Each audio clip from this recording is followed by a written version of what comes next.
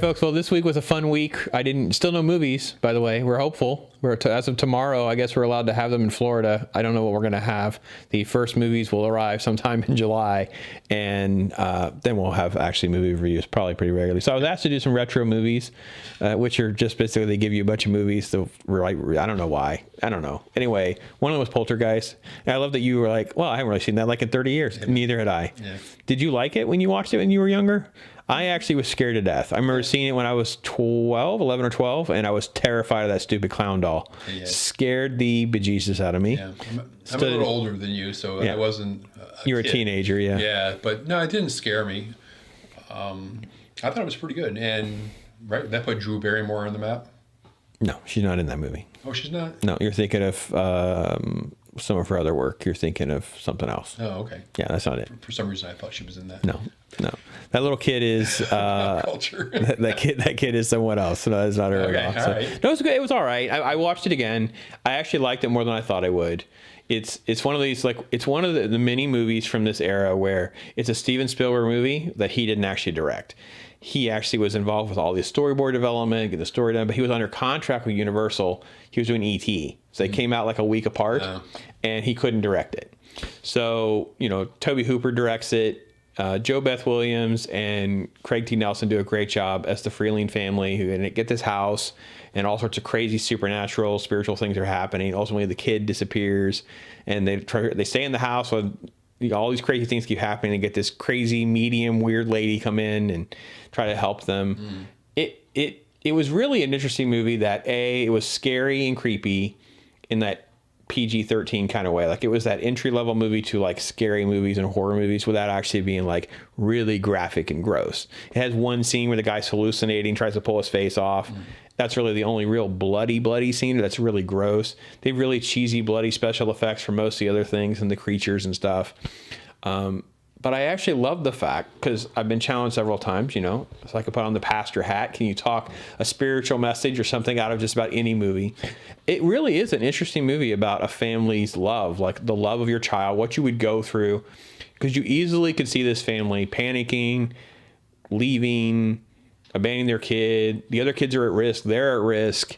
And it's just not. It's a fairy tale about this kid's love and love for them and love for mom and kid. And it's constantly being teased all along the way in the midst of this crazy horror movie kind of thing.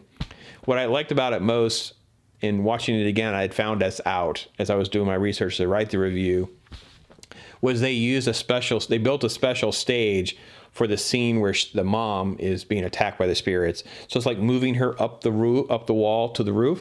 They built a special spinning set. So it had to be coordinated in time for her to be moving while the camera and stuff was catching. Very ingenious stuff for 1981. It was really, really, I guess it won a lot of awards for editing and sound and special effects and all that kind of stuff. And I can see why in hindsight watching it again. So you were 12 years old? I was 11 or 12 when I saw it, and I was creeped out by the clown. I have clown issues, and I didn't know it was coming. I didn't know what was happening, so it spooked me a lot. Yeah. Yeah. The first time we ever went to a movie theater, I was 12 years old. It was 1975. Jaws.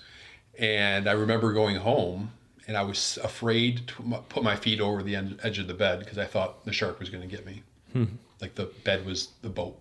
Well, it's good to know, because I was also traumatized by Jaws. Were you? I was 6, and my aunt would take me on her dates, and they had like $1 movie theater. So Jaws stayed in the theater for so long, or had been re-released again. And I remember I was 6. I remember closing my eyes. I remember stooping down. I mean, to this day, I remember doing this. And I remember my mom being so mad that she had taken me to Jaws. I didn't want to get in the shower. I didn't want to be in the bathtub. And we didn't have water. I was growing up in Indiana, so there wasn't like a lot of pools and lakes and things you were allowed to really be in much. So now I really didn't want to do it. I didn't learn to swim until I was about 9, and I credit Jaws for that. Yeah, I credit Jaws for that. So just to go ahead and close out with this question, what's the next retro review you're going to do? I actually have kind of a quasi new one, but the next retro one I have is the Clint Eastwood classic Western, possibly my favorite Western of all time, Unforgiven. Yeah. So it's good. Good movie. Yeah, it's right there with Pale Rider. Those are two just incredibly classic films. So maybe I'll just do them both, because I can watch Pale Rider again too. They asked for Unforgiven. We'll do both. But I actually doing the new Hellboy movie came out, and it was just awful. So I actually haven't finished the end of it, but it just reminds me that you should really write a villain and make you even remotely care. I'm not even sure the villain is like dismembered. And that's that when they put her back together, it's when she'll become evil and take over the world. But she's still not together. And we're like 30, 40 minutes into this, and it's just an awful situation. It's just not a good movie. Poltergeist, on the other hand, entertaining, way more than I thought it would be, held up better than I thought it would be, and enjoyable for what it's worth. And, you know, a good entry-level film for kids to be scared a little bit. So, pop culture. Pops on pop culture. There it is. So I'll put the link there. You can go to my YouTube channel and catch that. So